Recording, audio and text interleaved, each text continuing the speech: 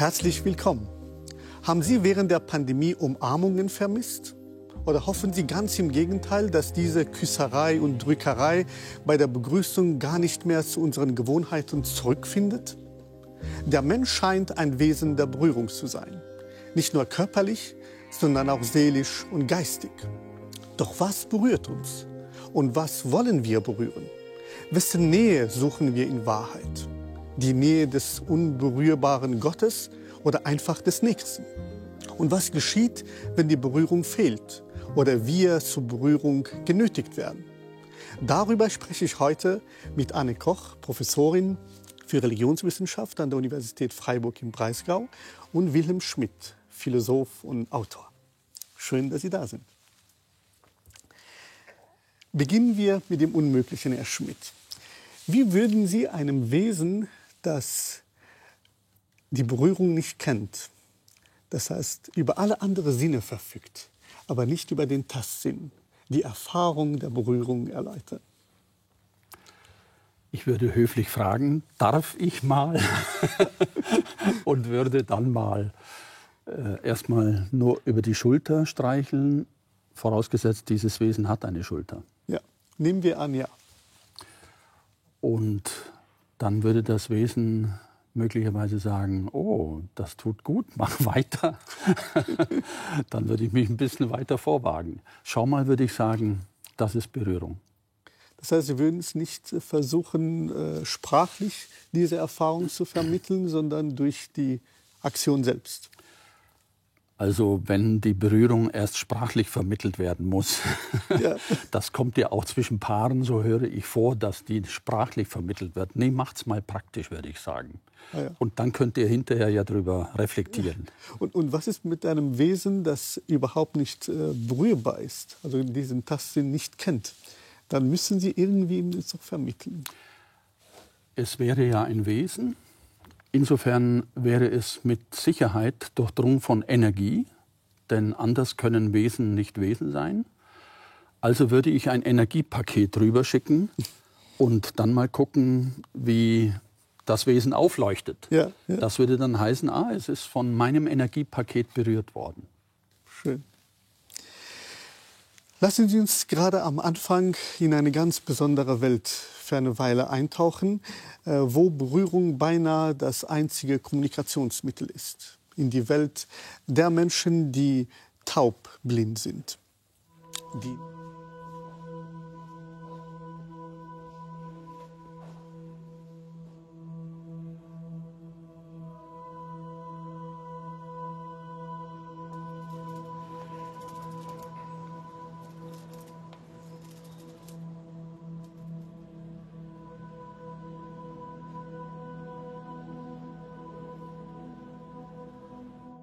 Unsere taubblinden Menschen wissen ja eigentlich gar nicht, dass sie sterben müssen. Und wir hatten vor kurzem den Vorfall, dass ein Elternteil verstorben ist.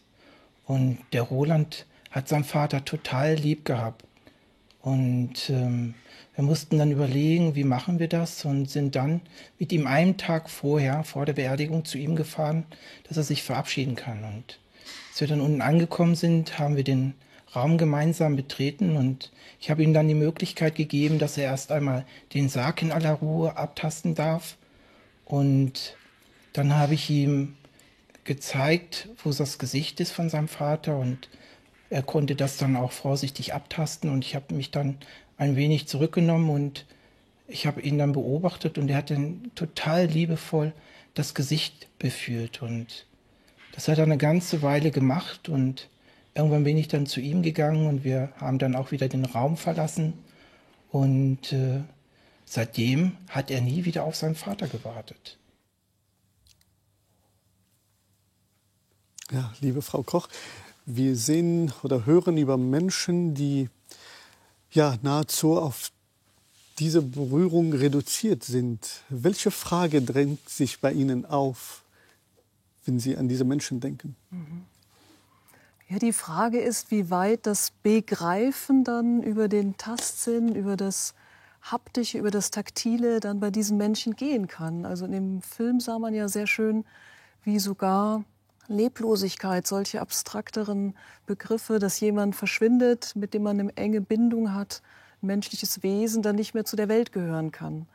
Also solche Abstrahierungen sind dann auch aus dem Ertasten, Wärme, Temperaturempfinden möglich. Ja, und wir merken auch, dass wir in gewisser Weise mehrere Ebenen der Berührung bereits hier schon antreffen. Zum einen, es wird über die Berührung gesprochen, diese intensive Form der Berührung, fast schon überintensiv. Und auf der anderen Seite berührt uns diese Erfahrung, wenn wir von ihr hören. Ich habe auch anfangs erwähnt, es gibt ja nicht nur die Berührung, sondern die Berührung scheint differenziert zu sein. Es gibt körperliche, seelische und geistige. Mögen Sie uns diese kurz einordnen, Herr Schmidt? Am besten mit einem jeweiligen Beispiel. Die sind ja nicht absolut voneinander getrennt. Wenn ich einen anderen Menschen berühre und das ist mehr als nur eine oberflächliche Berührung, dann werden auch Gefühle dabei wach und möglicherweise schießen dem Menschen und mir selber auch Gedanken in den Kopf. Sehen kann man die körperliche Berührung. Die seelische Berührung, die möglicherweise noch wichtiger ist, die können wir nicht sehen.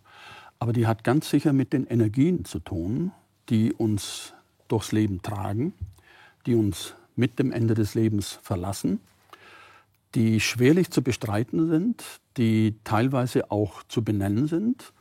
Also wenn ich über eine Hand streiche, dann erfahre ich Wärmeenergie. Und wir wissen, aufgrund von EKG und EEG, Herz und Hirn haben mit Elektrizität zu tun. Also in uns sind Energien. Und diese Energien, vermutlich noch einige mehr, die wir nicht so gut benennen können und vielleicht auch noch nicht kennen, diese Energien würde ich mir vorstellen, in Energiepaketen schicken wir rüber, wenn wir Gefühle für einen Menschen haben oder Gefühle von einem Menschen in Empfang nehmen. Wir wissen in Beziehung oft relativ gut, Wissen ist ein zu hoher Begriff, wir spüren in Beziehung relativ gut, wie die Stimmung ist. Was ist denn die Stimmung? Das hat eben mit dieser Art der Energie zu tun, die unsichtbar ist, die zwischen uns aber sehr wohl wirksam ist. Und ich nehme an, dass auch Gedanken Energiepakete sind, die zwischen Menschen ausgetauscht werden können. Und da ist es äußerst interessant, dass wir auch heute noch, nach 2400 Jahren, von Gedanken Platons beispielsweise oder eines Aristoteles erfasst sein können, dass also diese Energiepakete, die Gedanken sind, durch die Zeit reisen können. Ja, und sogar noch ein bisschen länger als 1400 Jahre. Gibt es eine Ebene der Berührung, die noch zu ergänzen wäre, Frau Koch? Neben diesen drei, die wir differenziert gehört haben. Ich musste gerade daran denken, wie wichtig es ist, dass die emotionale Berührung, die geistige, die künstlerische, ästhetische Berührung, dass die so stark abhängig sind von körperlichen Grundvollzügen. Also den Erfahrungen, berührt zu werden, sich an irgendwas zu stoßen, wenn man sich im Raum orientiert. Und viele Symbolisierungen, die dann im Emotionalen an Nähe, Ferne, Oberschicht, Unterschicht stattfinden, dass es immer an solche körperlichen Grundwahrnehmungen der Welt zurückgebunden bleibt. Und wie Sie das ausgeführt haben, dass auch in emotionalen Beziehungen vieles nicht exakt in Worte zu bringen ist, nicht ganz und gar expliziert werden kann in einem Regelzusammenhang, sondern immer auch so ein viel holistischeres Verständnis behält, ein situatives Verständnis, eine Szene, in der man sich bewegt. Und da bewegt man sich eben drin. Das hat man als Mensch gelernt, zu verarbeiten. Ja, in der Tat. Ich glaube, Sie wollten noch. Das Interessante ist ja transzendente Berührung, die noch dazukommt zur körperlichen, seelischen, geistigen und die nun am allerwenigsten zu fassen ist.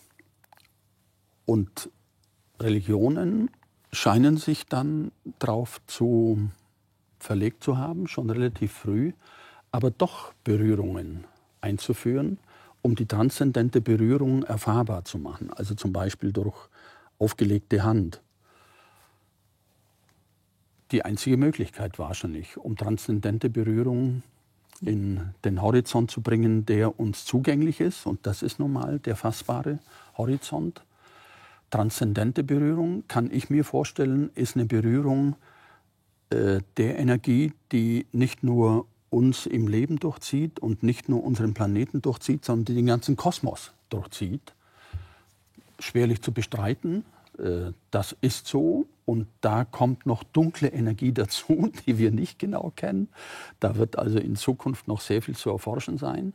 Aber eine Transzendenz im Wortsinn verstanden, transzendere, überschreitend, das überschreitet uns unendlich.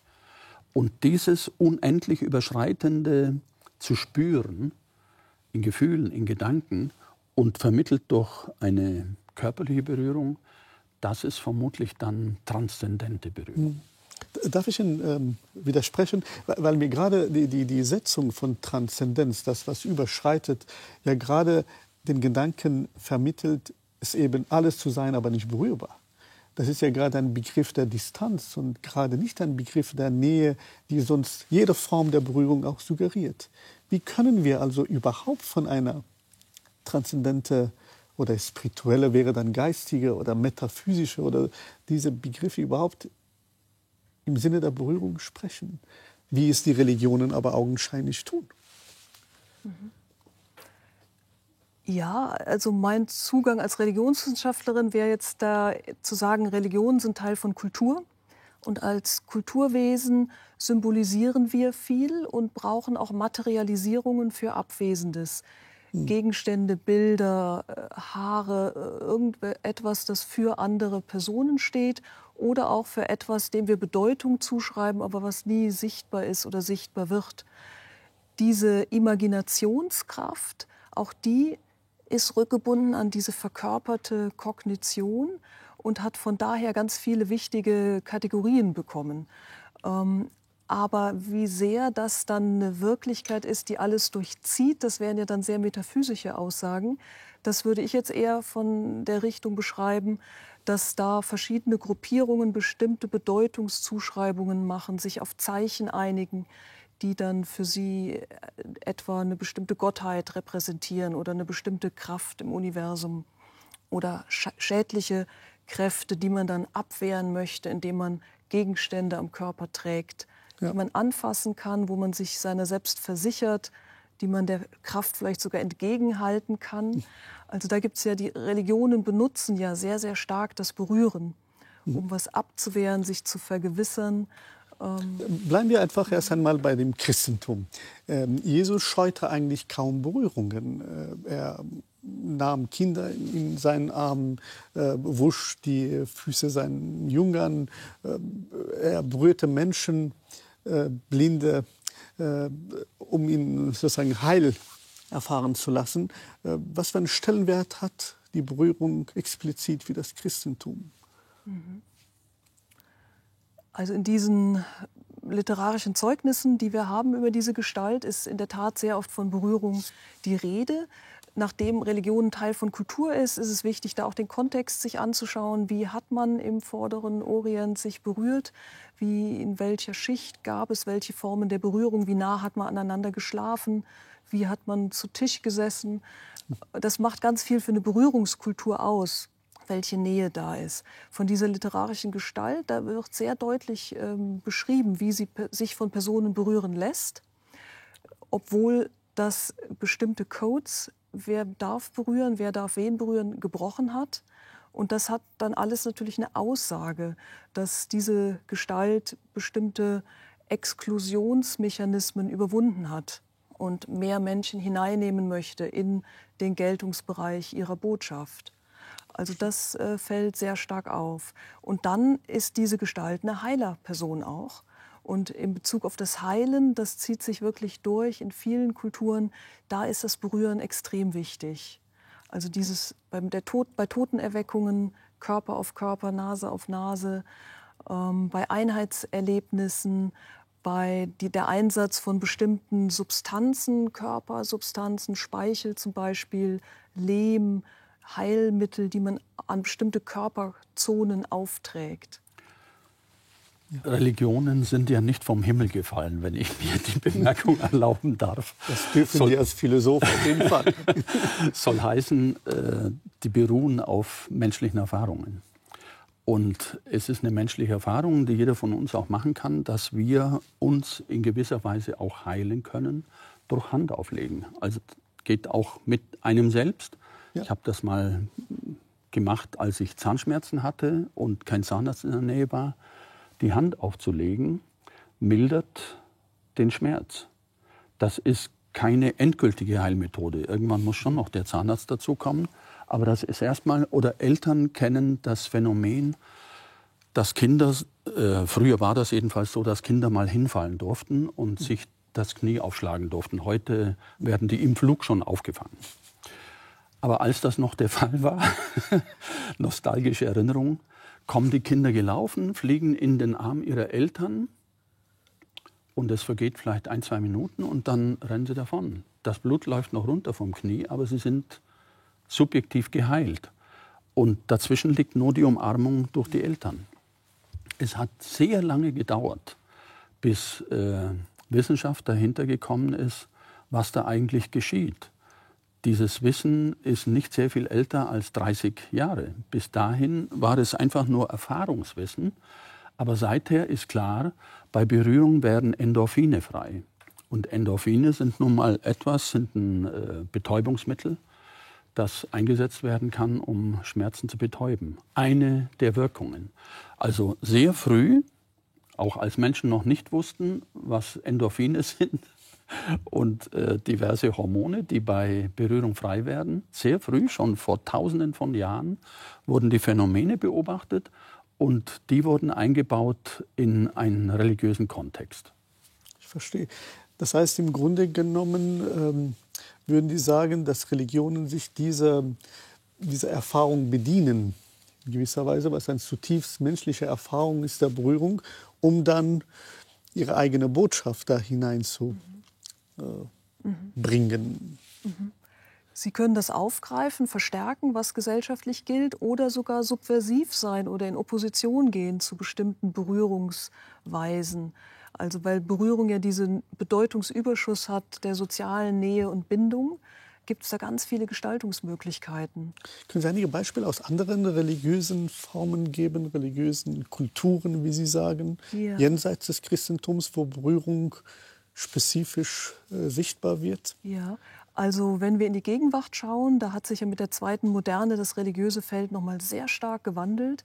Es sind sehr viele Formen dazugekommen, die sich im Bereich der Körperlichkeit bewegen, etwa die Rezeption von Kampfsportarten, von Körperpraktiken wie Yoga, Ayurveda, solche Heilformen. Und in dem Bereich sieht man, dass vieles in der Sprache geht, die gar nicht mehr religiös ist, also sowas gar nicht abruft und trotzdem aber zum Beispiel auch im Tanzbereich Kontaktimprovisation mit der Berührung, mit dem Zugehen auf andere Personen ganz stark arbeitet. Viele Körpertherapieausbildungen, die letztlich dann aber wieder aus bestimmten religiösen Hintergründen kamen, sich dessen oft gar nicht mehr bewusst sind und sich jetzt für ein breiteres Publikum, für eine Bevölkerungsschicht, die der Religion entfremdet ist, in dieser traditionalen Form, da einen Zugang gibt. Also gerade in Bezug auf den Individualismus da eine Möglichkeit gibt, mit sich ins Reine zu kommen, achtsam zu sein. Das wären zum Beispiel solche Formen, dass man trainiert die Innenwahrnehmung, also ganze Meditationsworkshops. Also das sind sehr viele Möglichkeiten, die da angeboten werden. Ja, Sie haben den sozialen Aspekt, den kulturellen Aspekt der Berührung auch kurz erwähnt. Was, glaube ich, ganz in Ihrem Sinne wäre, zu sagen, im Grunde genommen, wenn Berührungen so zentral sind in allen religiösen Formen, dann müsste die Berührung selbst als Phänomen ja etwas haben, was die anderen Tastsinne wohl nicht mitbringen, nämlich etwas, was uns entindividualisiert. Wir haben einmal gesprochen von Ausbrechen aus dem Ich-Gefängnis. Das ist etwas, was eigentlich nicht geschieht, wenn wir eine Person nur sehen. Ich nehme sie sozusagen wahr. Dann bin ich derjenige, der sie wahrnimmt, vielleicht ohne dass sie bemerken. Sondern wenn wir uns berühren, dann geschieht zwischen uns etwas. Was religiös ist. Inwiefern? Uns zu überschreiten. Ja, schön. Die Überschreitungserfahrung ist immer die religiöse Erfahrung. Und Religionen sind aus meiner Sicht diejenigen, die das Wesentliche bewahren, die den Bezug zum Wesentlichen bewahren. Und das Wesentliche ist, bin ich überzeugt davon, Energie. In allen ihren vielen verschiedenen Formen, die unsterblich sind, die ineinander umgewandelt werden können und die bei bestimmten Erfahrungen stärker frei werden als bei anderen. Das ist ein zentraler Begriff von Ihnen. Bitte verzeihen Sie, dass ich Sie kurz unterbrochen habe. Sie werden gleich den Gedanken aufnehmen, weil Energie für Sie ein so zentraler Begriff der Erklärung ist. Mögen Sie uns noch einmal erklären, was Sie darunter genau verstehen? Energie ist Möglichkeit. Erstmal ruhende Möglichkeit. Meinen Sie, sie erfüllt den Raum. Als ruhende Möglichkeit erfüllt sie den Raum. Irgendwann, vielleicht durch unsere magnetischen Kräfte, wird sie von uns angezogen und wird zu einer gerichteten Möglichkeit. Und damit können wir sprechen. Damit können wir blicken.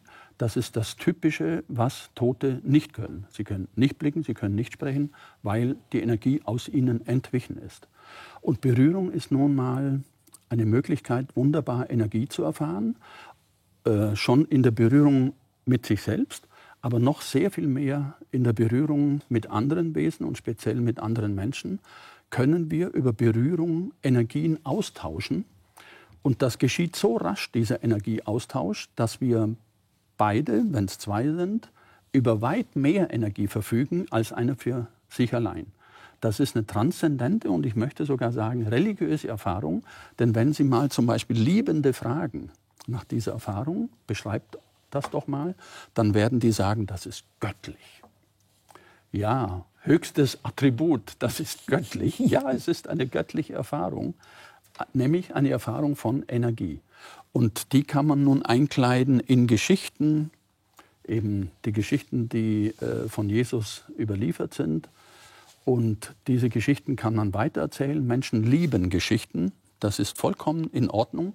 Aber das Wesentliche dieser Geschichten ist, dass es um Energien geht. Ja, verstehe. Würden Sie dem zustimmen mit dieser Begrifflichkeit? Ich hoffe doch nicht. Oder? Ja, wahrscheinlich ist jetzt diese Begrifflichkeit, finde ich sehr interessant. Sie trägt viel auf, sie kommt sehr häufig vor im religiösen Feld der Gegenwart. Das ganze Universum ist ein Bewusstsein, ist eine universelle Energie, die durchzieht alles. Und unsere grobstofflichen Körper, die stehen so im Mittelpunkt und weiten sich aber aus, auch in das Feinstoffliche. Auch die Hautgrenze ist nicht unbedingt die Grenze des Körpers, sondern der Körper hat noch so und so viele Körperhüllen. Also das sind so sehr gängige Vorstellungen aus der Theosophie, aus fernöstlichen Medizinsystemen, Religionssystemen. Und die finden wir ganz häufig auch als Symbole, Chakren, Energiearbeit, in der Heilungsarbeit. Und das ist sehr prägend, also für viele, die sich auf die Weise auch sowas wie Verletzung oder Kontakt mit anderen vorstellen. Also da muss ich nicht die Haut berühren, da kann auch ein böses Wort, das in meine Körpernahbereich eindringt, ist bereits eine Verschmutzung meines Energiefeldes, sollte dann gereinigt werden. Also insofern trägt das einiges aus und geht einher mit dieser Idee, dass Berührung, dass für das Konzept Berührung die Grenze einfach ganz wichtig ist, die Grenzziehungen. Ist das meine Haut, dieses riesige Organ? Oder wo genau ist eigentlich die Grenze? Und wann wird die überschritten? Wann wird sie verletzt? Wie wird sie ausgehandelt? Vereinzelt mich die Berührung, weil ich es danach vermisse? Oder verbindet sie mich gerade mit anderen? Also ich glaube, das wird schön ausgetragen. Das höre ich sozusagen die Ergänzung und Ausdifferenzierung dessen, was Sie unter sozusagen dem Begriff der Energie erklären. Würden Sie sagen, dass es vielleicht gar nicht primär auch um die Berührung selbst geht, sondern um eine tiefe Einstellung zu unserer Leiblichkeit? Wir sind eben Wesen, die leiblich verfasst sind. Und dadurch haben wir auch eine ganz andere energetische Form im Leben, die heißt, berührbar zu sein. Für die Philosophen spielt ja seit der frühen Neuzeit eine große Rolle das berühmte Cogito ergo sum. Ich denke, also bin ich. Ich habe das auch lange geglaubt, bis mir deutlicher wurde, welche Rolle die Berührung spielt. Schon mal rein die körperliche Berührung, sodass ich, wenn ich mir das vor Augen führe, besser sagen ließe, Tango, Tangor ergo sum, Tango, ich berühre, Der Tango, der geht nicht ohne Berührung, deswegen heißt er so. Tango, ich berühre, Tangor, ich werde berührt, ergo sum, deswegen bin ich. Denn wenn ich mir Berührung vollkommen wegdenke von mir, jegliche Berührung, wo bin ich dann? Das weiß ich eben nicht mehr, weil ich kein Gefühl, kein Gespür für mich mehr habe. Das entsteht durch die Berührung, vor allem durch andere Menschen, die meine Grenze überschreiten. Und dann werde ich möglicherweise eins mit diesem anderen Menschen. In der Liebe ist das sehr häufig das Gefühl.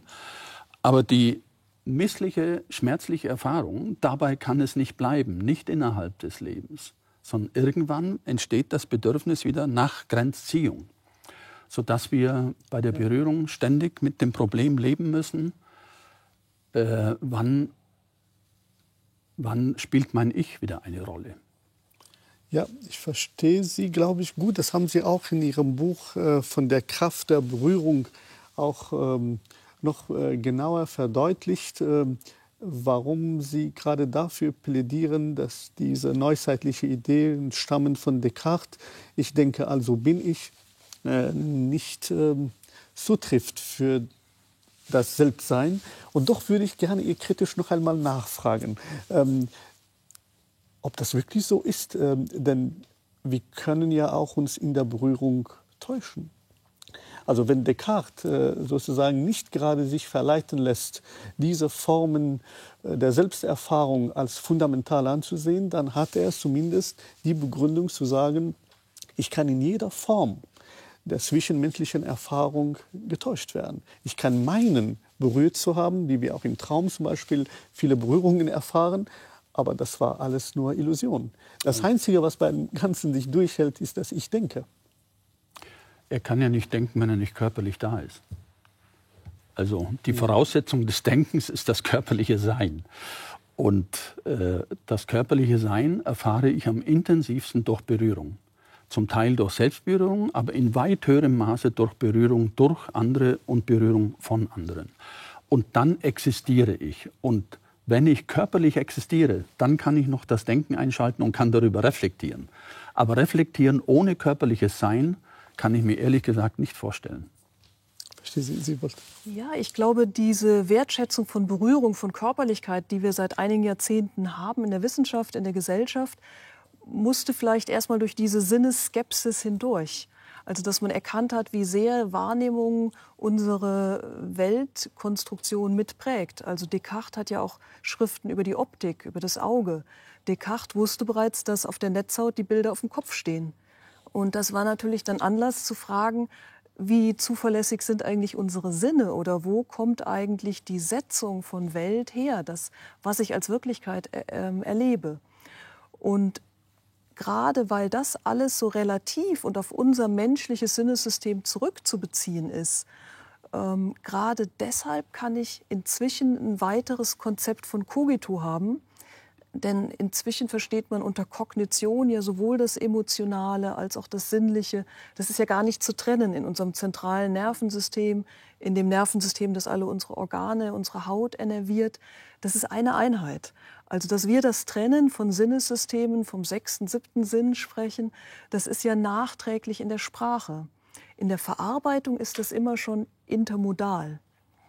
Ja, und insbesondere auch, wenn Sie es religiös fassen, sind religiöse Rituale, die sich auch um Berührungen bemühen und kreisen, wie zum Beispiel Reinheit und Reinheitsrituale. Nehmen wir einfach jetzt, im Islam die Berührung des Korans. Muslime für gewöhnlich berühren nicht den Koran, ohne vorher sich gereinigt zu haben. Und diese sich reinigen heißt es nicht, seine Hände mal gewaschen zu haben. Denn das wäre ja die primitivste Form von Sauberkeit, sondern es geht um eine rituelle Waschung. Das heißt, es geht um eine ganz andere, tiefere Form von Einstellung zu dem, was die Offenbarung Gottes für die Muslime sein soll, was wiederum auch das als Körper da ist. Der Koran ist ja da. Und diese Daseinsform ist, wie Sie es auch sagen würden, auch energetisch. Denn die Rezitation des Korans geht den Muslimen unter die Haut. Das heißt, es berührt sie, sie sind berührt vom Göttlichen. da ist auch eine gewisse Versöhnung auch dann zu sehen zwischen dem extremen Form von Descartes und vielleicht die andere Form zu sagen, ohne Denken kämen wir auch aus. Interessant ist ja, was geschieht dann nach der Lektüre des Koran? Oder was geschieht nach einem Gebet oder während einem Gebet? Menschen fühlen sich bestärkt, fühlen sich kraftvoller, haben mehr Energie.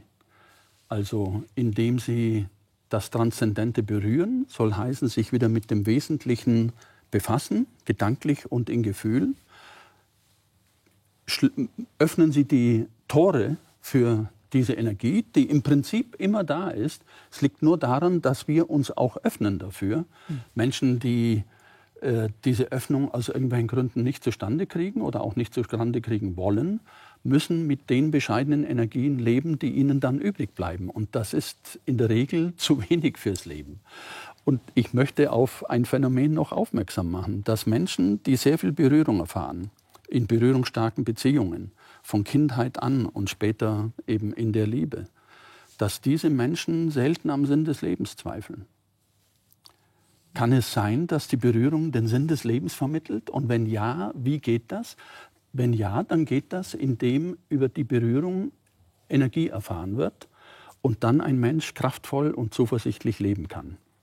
Während diese Energie zu entbehren, die über Berührung in mich kommen kann, heißt, es macht mich kraftlos und Kraftlosigkeit mündet in Sinnlosigkeit letzten Endes. Stimmt. Diese Menschen zweifeln dann am Sinn des Lebens. Ja, was ich aber nicht verstehe, ist, also kulturhistorisch gesehen oder auch philosophisch-religiös gesehen, was die Reflexion über die Berührung anbetrifft. Spätestens seit Aristoteles scheint das Sehen eine ganz eigene Karriere gemacht zu haben. Das Sehen gilt als der wichtigste Sinn, sodass zumindest in europäisch-westlich-abendländische Kulturen, wie man sie auch umfassen will, woran liegt das? An Ignoranz. Nicht nur die Sinne können täuschen, Herr Karimi, auch das Denken kann täuschen. Und wie können wir dem entgehen? Nur durch immer neue kritische Frage. Und durch Unterhaltung mit anderen Menschen, um deren Aspekte anzuhören und mit einzubeziehen. Niemals davon auszugehen, wir haben jetzt alles zu Ende erkannt, sondern immer davon auszugehen, es gibt noch mehr zu erkennen, als das, was ich momentan erkenne. Ja, ich konstatiere auch in der gesamten Philosophiegeschichte eine Abwesenheit, weitgehende Abwesenheit der Berührung. Und das ist verblüffend, denn es ist der erste Sinn, der entsteht im Mutterleib, schon in der 7. Schwangerschaftswoche. Wird der Tastsinn als erster geprägt, als erster ausgebildet, was sehr wahrscheinlich Gründe hat, denn das ist, was das heranwachsende Wesen am meisten braucht im Mutterleib. Also im Fruchtwasser erstmal ertasten, was hier geschieht. Und es ist übrigens auch der letzte Sinn, der geht. Sie können einen sterbenden Menschen bis zuletzt über Berührung, über den Tastsinn erreichen. Nicht unbedingt sprechend, nicht unbedingt über Blicke, aber über den Tastsinn. Ja, vielleicht schauen wir zu diesem Thema, was Sie gerade ansprechen, einen kurzen Ausschnitt. Was auch immer wir den lieben langen Tag tun. Was wir dabei sicher immer tun, ist spüren, berühren. Der Mensch kann nicht fühlen. Darum ein kleines Loblied auf unseren Tastsinn. Er hat es verdient und nötig, ist unterschätzt, vernachlässigt gar. Und ist doch der Erste, der im Mutterleib entsteht. Lange bevor der Mensch hört und sieht, spürt er. Und er ist der Letzte, der uns verlässt. Bis kurz vor dem Tod fühlt der Mensch noch, dass es ihn gibt. Wissen tut er es nicht mehr. Wo Berührungshunger herrscht, boomt die Berührungsindustrie. Es ist ein lukratives Geschäft mit dem kommerzialisierten Anfassen. Der Kult um die Berührung treibt mitunter auch recht ungewöhnliche Blüten. Menschen lassen sich zu Tausenden in die Arme von Umarmungskünstlern fallen. Oder verteilen gratis Umarmungen in der Öffentlichkeit. Die weltweit aktive Free-Hug-Bewegung agitiert gegen die Vereinzelung, für mehr zwischenmenschliche Nähe auf dieser Welt. Und die Kuschler, die gehen noch etwas weiter. Bis zum Höhepunkt jeder Kuschelparty, dem Kuschelhaufen.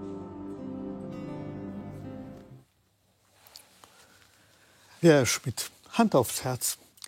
Ist das nicht eher so, dass wir mehr unser Handy am Tag berühren als die Menschen, die wir lieb haben.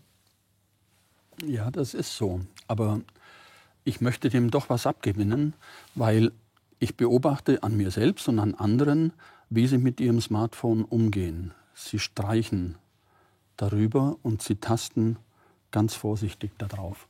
Das ist eine wunderbare Übung, um wieder zu lernen, das zu übertragen auf einen Menschen, der neben einem selbst auf dem Sofa sitzt.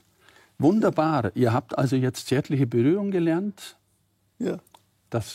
Dazu brauchten wir das Handy, das ist seine eigentliche Funktion. Alle denken, das ist sonst wie für Kommunikation und für Internetsurfen und so weiter. Nein, es ist dafür da, um zu lernen, wie Berührung geht. Und jetzt übertragt das mal auf den Partner an eurer Seite. Der oder die wird nämlich dankbar dafür sein. Und ihr werdet eine Entdeckung machen und dann werdet ihr das ausbauen. Und dann könnt ihr das Handy ja ins Leben einbauen. Aber das Leben besteht dann wieder aus mehr als nur aus reiner Technik. Das ist die positivste Art, dieses Phänomen zu beschreiben. Danke dafür. Auf der anderen Seite scheint es ja auch, dass diese ständige Berühren, weil wir es vielleicht doch häufiger unser Handy als Übungsfeld benutzen, als wir sollten, schon so sehr fortgeschritten zu sein, dass wir in gewisser Weise auch den Bezug zum anderen in gewisser Weise verlieren auf der Ebene der Berührung. Und wenn wir es auch gerade religiös fassen, wir können den Koran auf unser Smartphone hören, die Tora, wir können auch eine Predigt digital uns anschauen. Auch wirklich Heiler, die digital uns zu heilen versuchen, ohne uns wirklich zu berühren. Das sind auch ganz neue Formen, religiöse Einstellungen, die jenseits der Berührung ersten Grades zumindest fungieren. Ja, da kann man viele Beobachtungen anstellen, wie sich da neue Praktiken herausgebildet haben, neue Hörgewohnheiten.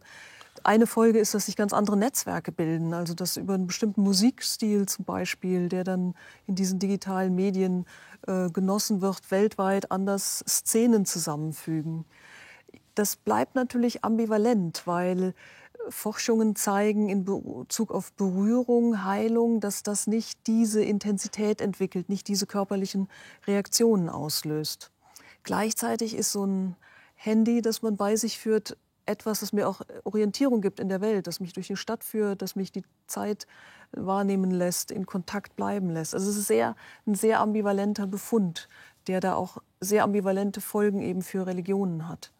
Ja, und ich meine, es könnte auch sein, dass die Berührung eine Art Stellvertreterin für etwas Größeres da ist. Vielleicht für eine tiefere Sehnsucht in uns, die nach etwas Größerem vielleicht auch hungert. Sie haben Sinnstiftung genannt, aber auch Trost, angenommen sein. Was für einen Beitrag können Religionen dafür leisten? Mich interessiert vor allem Ihre Sicht deshalb, weil Sie sich auch nicht nur mit diesen großen sogenannten Weltreligionen beschäftigen, sondern mit anderen, kleineren Formen religiöser Provenienz.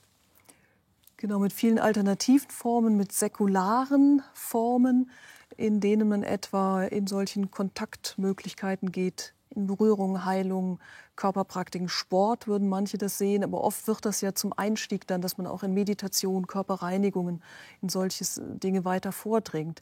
Ich glaube, der Sinn erschließt sich, welchen Stellenwert Berührung in diesen neuen Praktiken hat, wenn wir uns vor Augen führen, dass die zweite Moderne sehr stark reflexiv ist.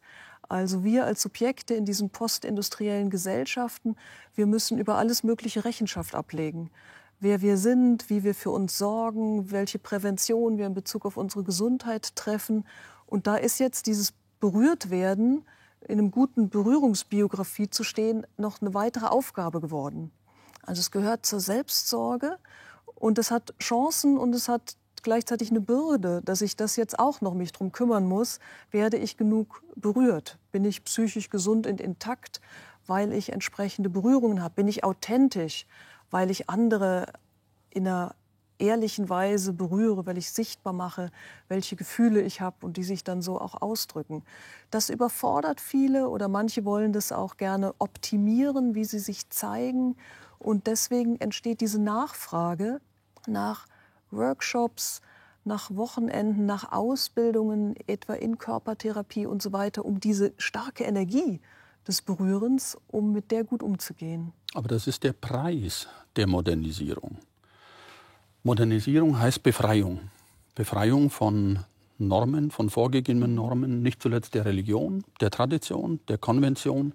Wir wollen nicht mehr so leben wie alle, wir wollen nicht mehr so leben wie Opa, wir wollen nicht mehr so leben, wie Gott uns das befiehlt. Also die Befreiung ist als großer Gewinn erfahren worden von sehr vielen Menschen, insbesondere von Seiten von Frauen, die in hohem Maße in Normen gehalten wurden über sehr lange Zeit. Und wir haben noch nicht so recht verstanden, was der Preis dieser Befreiung ist. Nämlich die Freiheit nun auch bewältigen zu müssen. Wissen Sie, Menschen in vormodernen Zeiten hatten kein Problem mit Berührung. Die lagen zu 5. und zu 10. nachts im Bett, eng aneinander geschmiegt, weil mehr Wohnraum war nicht, mehr Bett war da nicht. Befreiung heißt, jeder kriegt ein eigenes Zimmer. Und wir können uns das auch leisten, dass jeder ein eigenes Zimmer hat. Und jetzt sind wir separiert. Und jetzt entdecken wir die Berührung.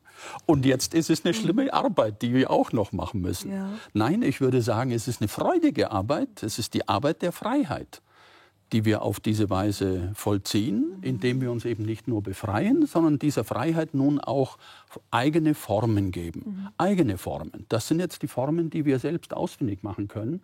Es ist nicht mehr gesetzt, dass ein Mann seine Frau schlagen kann nach Belieben, wie das in vormodernen Zeiten üblich war, sondern jetzt müssen wir uns eben verständigen.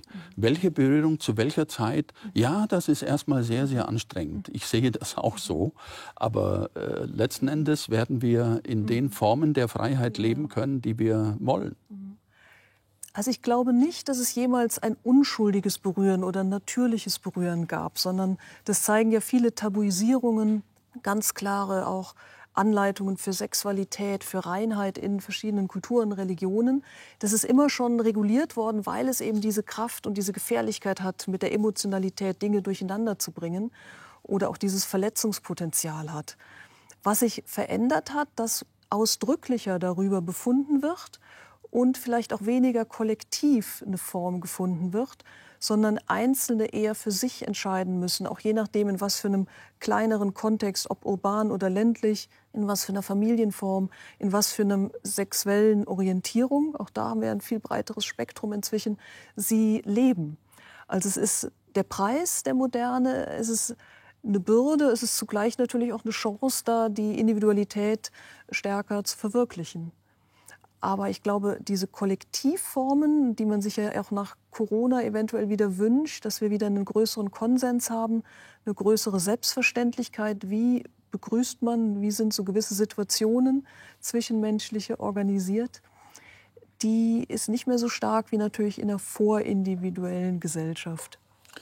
Liegt es vielleicht auch an diesem, was Sie nennen, Nicht-Neutralität der Berührung, dass die Berührung auch eine ganz andere Seite hat, nämlich eine nötigende, gewaltsame, beängstigende, die wiederum dann auch religiös eine besondere Rolle leider heute mehr denn je spielt.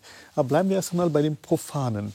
Wenn Sie an MeToo-Debatten denken, wenn Sie auch an ganz anderen gesellschaftlichen Missstände denken, da ist die Berührung ganz vorne mit dabei. Woran liegt es?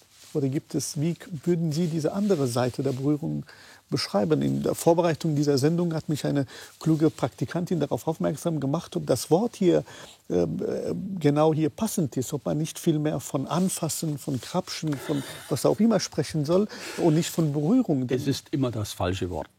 Ja. Das gehört zu unserer momentanen Hysterie. Es ist immer das falsche Wort. Also bleiben wir ruhig bei Berührung. Das ist ein Wort, das was weckt.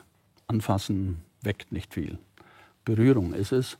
Heimat ist es beispielsweise auch, nicht so sehr zu Hause. Also es gibt Worte, in denen einfach mehr mitschwingt als in anderen.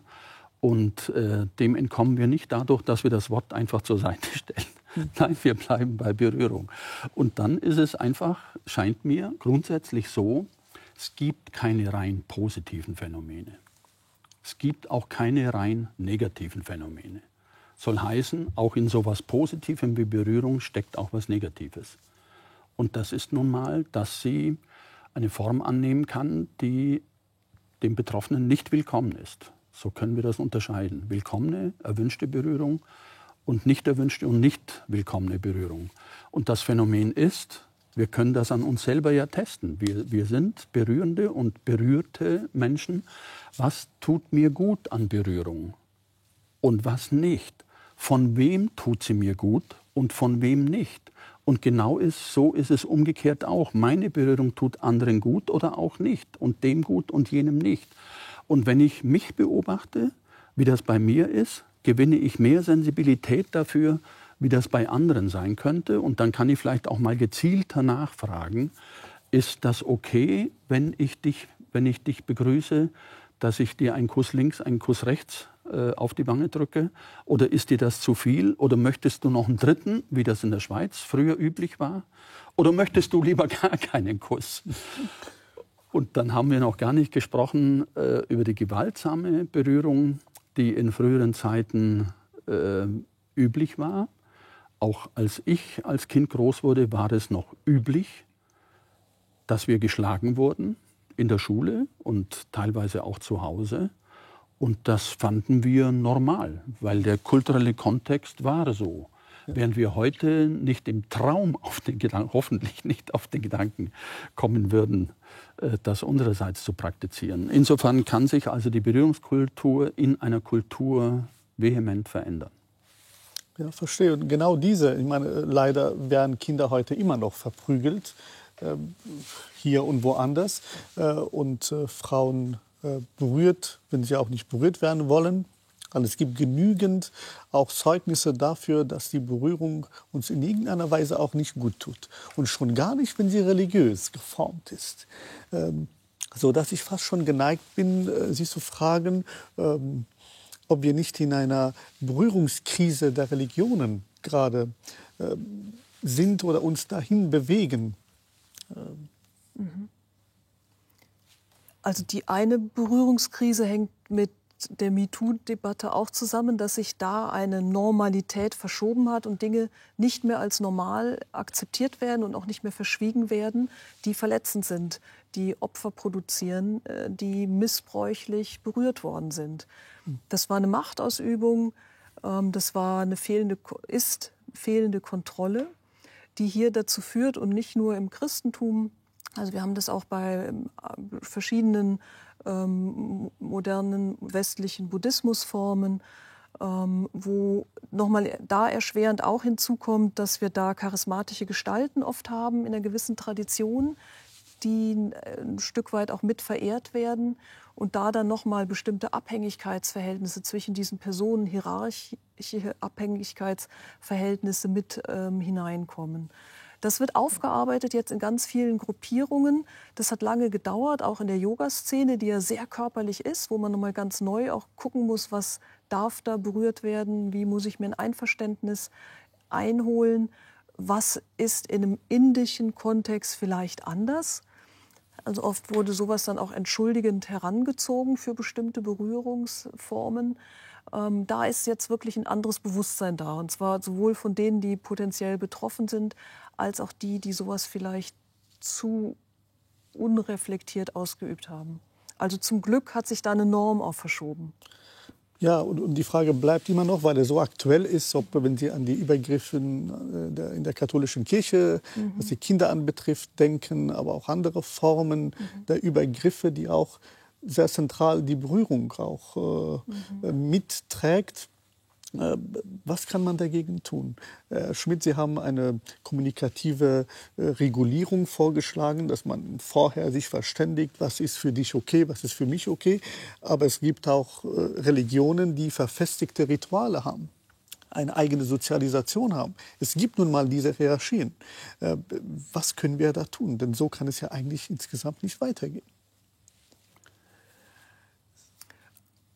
Ja, das ist eine sehr komplexe Frage. Letztlich sind das die Zivilgesellschaften, die das regeln müssen, die sich da einsetzen müssen, dass bestimmte hierarchische oder Strukturen nicht mehr möglich sind, dass eine höhere Transparenz da sein muss, dass bestimmte Personenkreise nicht aus der Strafverfolgung ausgenommen werden dürfen.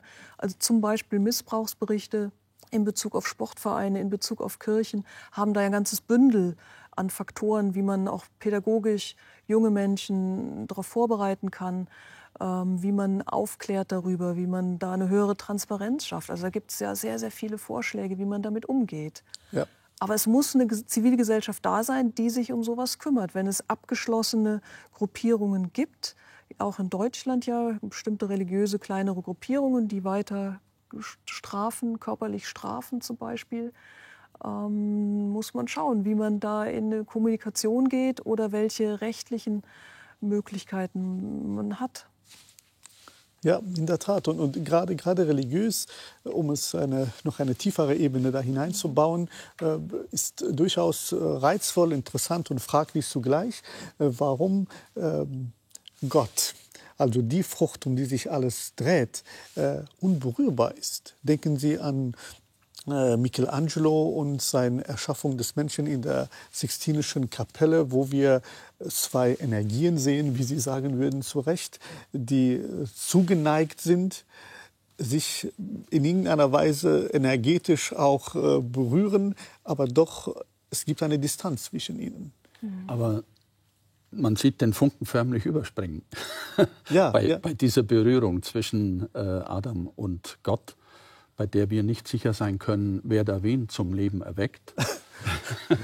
Denn es kann sehr wohl sein, dass es der Mensch ist, der Gott zum Leben erweckt. Soll heißen, über ihn spricht, ihn anbetet, ihn verehrt, was ja vorher möglicherweise gar niemand gemacht hat. Also insofern liegt schon auch was an dem Menschen. Und da springt der Funke über. Mag sein, dass es keinen Kontakt gibt, aber wir kennen das aus der Erotik. Dass das natürlich die energetischsten Situationen sind, in denen wir noch eine gewisse Distanz bewahren. Ich verstehe gerade Erotik, da sind wir immer noch bei unserem Thema, ist ja auch zweischneidig. Auf der einen Seite eine der schönsten Erfahrungen, auf der anderen Seite die oft missbrauchte Form der Berührung, weil wir in irgendeiner Weise, vielleicht auch religiös sozialisiert, das Unberührbare begehren. Warum? Weil die Sehnsucht nach Berührung überwältigend ist. Ja, wissen Sie, einer der berührendsten Stellen in den Evangelien für mich ist, als der auferstandene Jesus sichtbar wird für Maria Magdalena und selbstverständlich sie auf ihn zugeht und er dann sagen wird, berühre mich nicht. Wieso sagt er das? Ich glaube schon, dass selbst auch in der christlichen Tradition das mit dem Berühren so eine Ambivalenz hat. Einerseits ist es ja sehr berührbar, auch dieser Gott, er ist ja Mensch geworden und fordert den Thomas auf, ihn zu berühren, wenn er es braucht. Und gleichzeitig gibt es diese Hochschätzung des Nichtberührbaren, diese ganzen Verneinungsformen, um diese Besonderheit dieser Gottheit auch zu kennzeichnen. Also wenn man sich Religionen breiter anschaut, gibt es ja sowohl das Optimum, dass Götter, Bäume, Berge, Wesenheiten ganz selbstverständlich berührt werden, sei es mit den Knien, mit den Lippen, mit den Händen, einverleibt werden über Nahrung, die man teilt, Götter ernährt werden und andererseits auch Traditionen, in denen das gerade nicht genommen wird. Also das sind Formen, die zu unterschiedlichen Gestaltungen des Berührens, des Gustatorischen führen, wie man Besonderheit, die hohe Bedeutung, die hohe soziale, emotionale Bedeutung dieser Instanz, dieser religiösen Instanz ausdrückt, die ja dann wieder eine Gesellschaft ordnet auch und dadurch extrem wichtig ist für die Stabilisierung einer bestimmten Gesellschaft. Und es ist ein Machtspiel, nicht zu vergessen. Leider, es ist ein Machtspiel. Noli me tangere, rühr mich nicht an. Das kann eben auch eine Machtausübung sein, auch in einer Beziehung zwischen Zweien. Rühr mich nicht an. Berühre mich nicht, ich gestatte dir nicht diese Vertrautheit, ich habe nicht das Vertrauen, ich möchte dich auf Distanz halten und möglicherweise ausgesprochen oder unausgesprochen, bis du so bist, wie ich das will, bis ich wieder in dem Zustand bin, der mir passt. Es ist ein schwieriges Spiel der Berührung, schon zwischen zwei. Und wenn Sie sozusagen auch in unsere Gegenwart hineingehen, das Gebot der globalen Pandemie lautet ja, berührt euch nicht. Da kommt sozusagen etwas als Gebot, was wir in der ganzen Sendung versuchen hochzuschätzen, wie bedeutungsvoll eigentlich Berührung ist.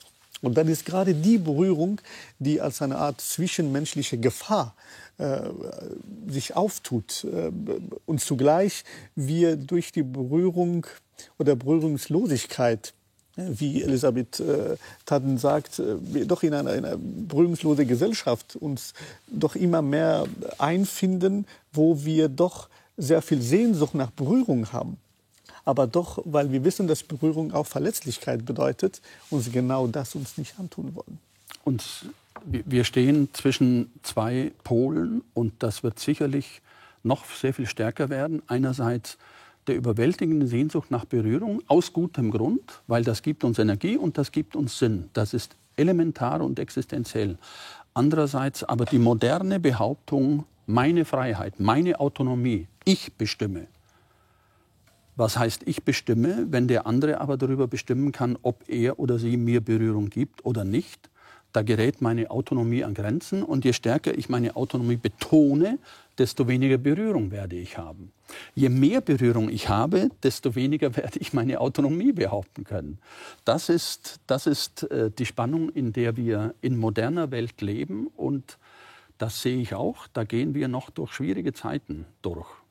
Das heißt, Sie würden schon sagen, dass wir eine neue Berührungskultur benötigen, wenn Kinder in Kindergärten, wenn sie sich verletzt haben, nicht Trost finden, weil die Erzieherinnen sich kaum mehr trauen, diese Kinder wirklich in den Arm zu nehmen. Oder wenn ältere Menschen auch während der Pandemie nicht berührt worden sind und in dieser Berührungsarmut auch eine tiefe Einsamkeit verspürt haben und nicht wenige sind auch deshalb vielleicht verstorben. Die Pandemie ist das kleinste Problem. Das ist ein vorübergehendes Phänomen, das den großen Vorteil hatte, mit allen schlimmen Erfahrungen für einzelne Menschen, den großen Vorteil, es hat uns bewusst gemacht, wie wichtig Berührung ist, indem wir sie nicht haben konnten.